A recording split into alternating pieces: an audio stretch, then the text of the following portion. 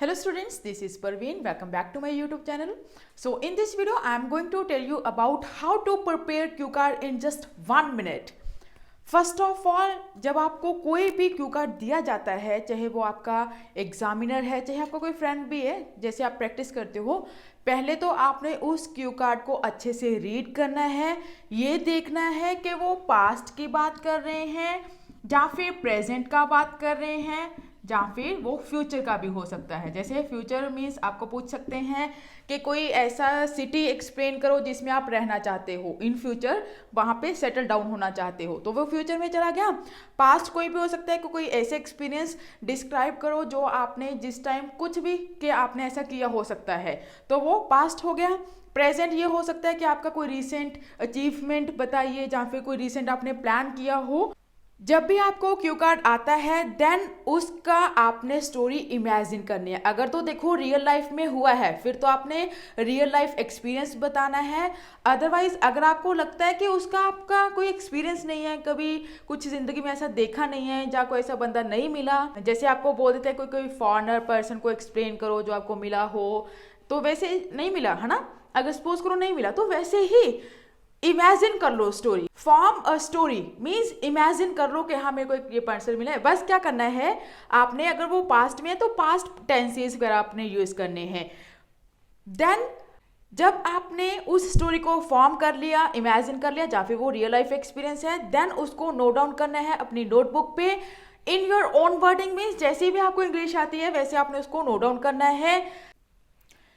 उसके बाद आपने practice it in your mirror. Means जो क्यू कार्ड अपनी नोटबुक पे लिखा है अपनी वर्डिंग में, कैसी भी इंग्लिश हो सकती है, उसको आपने मिरर में प्रैक्टिस करना है। मीन्स मिरर के सामने बैठना, उसके टाइम आपने अपना आई कांटेक्ट मेंटेन रखना है। जो भी लिखा ये नहीं होना चाहिए कि मैंने यहाँ पे सेंटेंस ये बोल दिया, पहले आना था या पीछे आना था, कुछ भी ऐसा नहीं आपने देखना। जस्ट जैसे भी आपको माइंड में आ रहा है उसको बोलते रहो मिरर में अपने आप को देख के। देन साथ ही साथ आपका जो रिकॉर्डर है वो ऑन होना चाहिए। जैसे लिखा है रिकॉर्ड योर वॉइस। जब आप मिरर में स्पीकिंग कर रहे होगे तो साथ साथ आपके फोन पे रिकॉर्डिंग ऑन होनी चाहिए। देन जब आपने क्यू कार्ड बोल दिया, लिसन टू इट, उसको सुनो। फिर फाइंड आउट योर मिस्टेक्स, अपनी मिस्टेक्स को फाइंड आउट करो कि क्या मैंने मिस्टेक किया है। पास्ट हो सकता है, प्रेजेंट, फ्यूचर, कुछ भी टेंसेस का हो सकता है या फिर पॉजेज हो सकते हैं, उसमें एंड भी हो सकता है कि आपने बार बार एंड बोल दिया हो। वो सब चीज़ों को आपने फाइंड आउट करना है। देन फिर सेम वही स्टेप रहेगा। जब आपने अपनी फाइंड आउट्स की हैं, मिस्टेक्स को नोट डाउन कर लिया नोटबुक पे कि ये मिस्टेक की है मैंने, जब आपने अपनी मिस्टेक्स फाइंड आउट कर ली हैं उसको दोबारा से ही आपने रिकॉर्ड करना है। मीन्स जो मिस्टेक्स की हैं दोबारा नहीं करनी। अगर एंड की रेपिटेशन हुई है उसको प्लीज अवॉइड करना है जब आप दोबारा से उस चीज को रिकॉर्ड करोगे।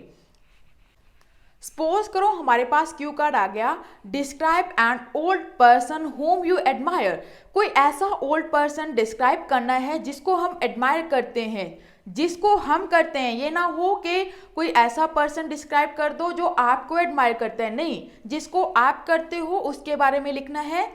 जैसे सब क्वेश्चंस हैं कि कौन है वो person, who, then how you know, आप उसको कैसे जानते हो, किसके थ्रू जानते हो, कैसे पता चला उनके बारे में आपको, या फिर वाई यू लाइक हिम और हर, आप उसको क्यों लाइक करते हो, क्या ऐसी चीज है जिसके साथ आप उसको एडमायर करते हो, या फिर वट ही और शी डज, कि उनका ऑक्यूपेशन क्या है, जहाँ फिर वो करते क्या हैं, उनके बारे में लिखना है। सपोज करो हमने एक डायग्राम बनाई जिसमें हमने ओल्ड पर्सन लिखा है सेंटर में, क्योंकि हमारा क्यू कार्ड किसके ऊपर है, ओल्ड पर्सन। देन हु, कौन है वो, आपने लिखा फादर्स फ्रेंड, मीन्स मेरे पापा के फ्रेंड है, my father's friend. How you no, कहाँ से पता चला आपको उनके बारे में, आपके फादर से, क्योंकि इसके ऊपर बोलना बहुत ईजी रहेगा कि आपके फादर से पता चला कि जो भी उनके पास्ट स्टोरीज थी वो हमसे डिस्कस करते थे, और जो उनके फ्रेंड हैं नेम बता देना कि उनका नेम ये है, वो हमारे घर पे विजिट करते हैं, कब आते हैं, क्या करते हैं आपके घर पे आके, सब कुछ वो बताना है। Then why you like him और हर, आप उसको क्यों लाइक करते हो। जो भी चीज़ आप नेचर में बोलना चाहते हो बोल सकते हो कि काइंड हार्टेड हैं, वो हेल्प करते हैं नीडी पीपल की, या फिर वो पोलाइट हैं, कुछ भी, देन उसके अचीवमेंट्स बतानी है हमने कि क्या क्या ऐसी चीज़ उन्होंने की हुई है, अचीवमेंट्स क्या है कि उनकी वजह से भी मेरे को वो अच्छे लगते हैं, उनकी अचीवमेंट्स के बारे में भी मेंशन करना है। देन उसके बाद व्हाट ही और शी डज, क्या चीज़ करते हैं वो। देन आप लिख दो टीचर हैं, चाहे वो नहीं भी है, एग्जामिनर को नहीं पता, आप लिखो वो टीचर हैं, किसके हैं, इंग्लिश मैथ कुछ भी हो सकता है, किस स्कूल में, किस कॉलेज यूनिवर्सिटी में वो टीच करते हैं, उसका मेंशन कर सकते हो। देन आप ये भी मेंशन कर सकते हो कि उन्होंने एक एनजीओ ज्वाइन किया हुआ है जिसमें वो पुअर लोगों को क्लोथ्स वगैरह जो उनकी जो भी नेसेसिटीज़ होती हैं वो वीकली दे के आते हैं, उनकी हेल्प करते हैं, वो मीटिंग्स भी रखते हैं, कुछ भी जस्ट आपने मेंशन करना है। लिख दो कि वो वीकली मीटिंग्स भी होती हैं, उनके कितने मेंबर्स हैं वो टीम में, वो लिख दो 10 हैं, 12 हैं, 20 हैं, कितने भी हैं वो सब लिखो।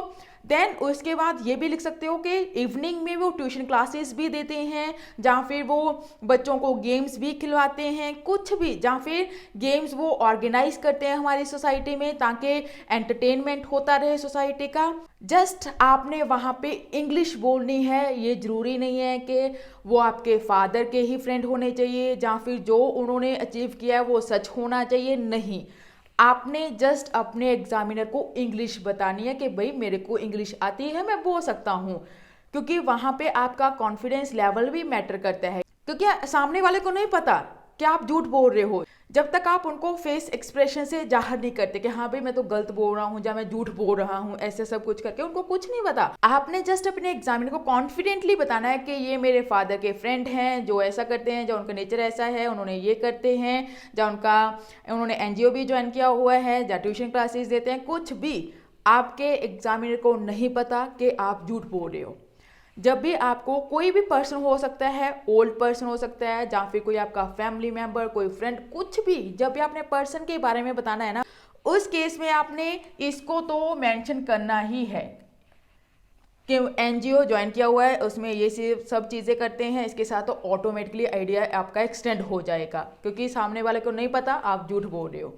आई होप कि आपको ये क्यू कार्ड क्लियर हुआ होगा कि कैसे हम फॉर्म कर सकते हैं, कैसे हम अपनी एक फेक स्टोरी को लगा लो, जैसे एक इमेजिन की हुई स्टोरी को कैसे रियल में कन्वर्ट कर सकते हैं।